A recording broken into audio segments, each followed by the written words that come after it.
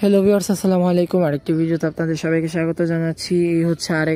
এই নিয়েও এখন আমার বাগানের অযত্নের অতিথি হয়ে গেছে। একদমই যত্ন করি না। প্রথম কত পছন্দের একটা গাছ ছিল, সেটা আমার এখন যত্ন তো করাই হয় না, এটাকে ভালোভাবে ভিডিও করা হয় না, আপনাদের সঙ্গে শেয়ারও করা হয় না।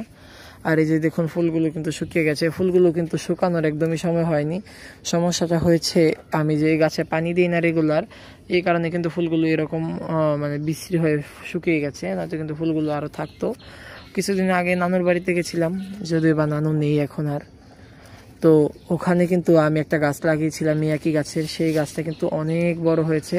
মানে গাছটা বড় হয়েছে মোটামুটিভাবে এই মোরগ ফুলের গাছের মতন, তবে ফুলগুলো কিন্তু অনেক লম্বা লম্বা হয়েছে। একটা ফুল ছিঁড়ে কিন্তু গলায় মালা বানিয়ে রাখলেও কেউ বুঝতে পারবে না।